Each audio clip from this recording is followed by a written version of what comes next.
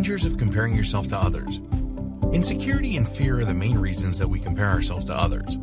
This can lead to a lot of problems in our life, which we will explain in detail in the next video. What are we afraid of? Well, most people believe that if other people really knew who we were, then they wouldn't like us, let alone love us. The insecurity part is our failure to see the true value that we have to offer. We can either undervalue ourselves or overvalue ourselves.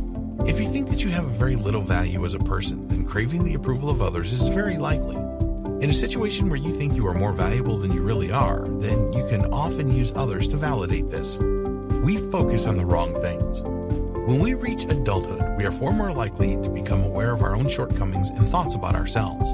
Once this happens, they become a major focus for us. All around us are social pressures to grow hair if we are balding, get six-pack abs if we are looking flabby, and make our teeth whiter, for example.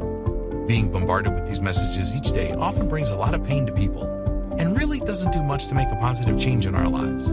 Our self-esteem takes a nosedive when we are confronted with these things, so we just feel like giving up and staying the way we are. People tend to live with a number of different paradoxes. The fact is that we are good enough, but we can always get better.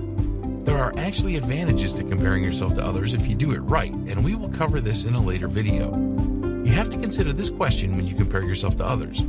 Is your comparison with others based on insecurity and fear, or is it because you want to improve yourself? Let's take a look at each of these in turn.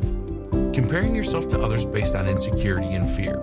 So many people do this, but it is not a place that you want to be. This is likely to do you a lot more harm than good. A few years ago, you might have heard this called coveting what others have. How do you feel about the following scenarios? Someone that you work with and know very well gets promoted before you do. Do you feel angry about this? Your neighbor has a better car than you. Does this make you feel jealous? An old friend has developed a specific talent which has enabled them to set up their own business and make a lot of money. Do you feel resentful about this? If you feel very strongly that you deserve more out of life than you are currently getting, then this can drive fear within you that you are just not good enough. Why should a person that joined your team after you did get promoted before you? Why should an old friend that you went to school with who was no brighter than you now be making much more money than you? When you have strong feelings like this, then it is very easy to become bitter and feel discontented. This can easily lead you into a pity spiral, where you start to feel sorry for yourself often and lose your passion for life.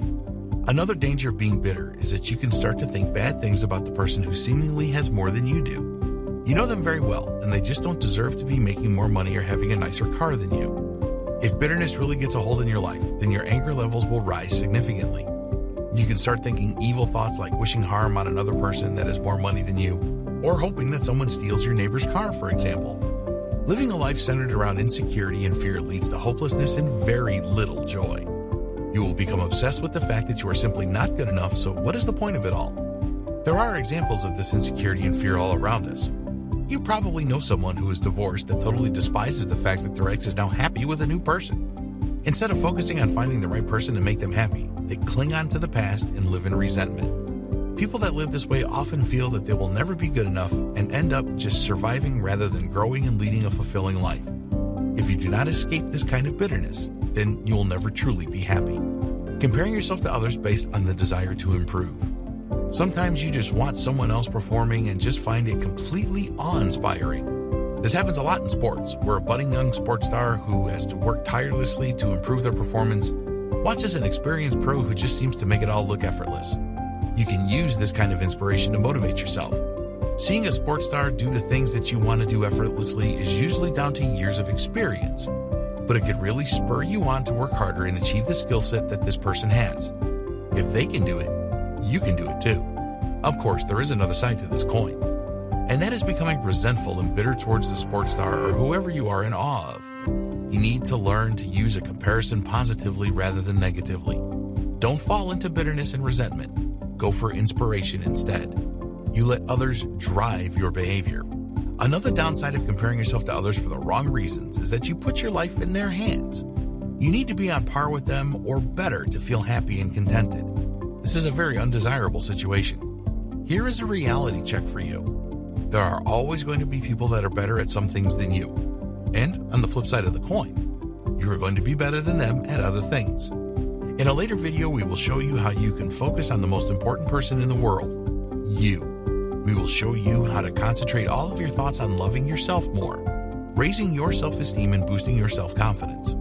In the next video, we will look at how you can choose to make healthy comparisons with others that will help you.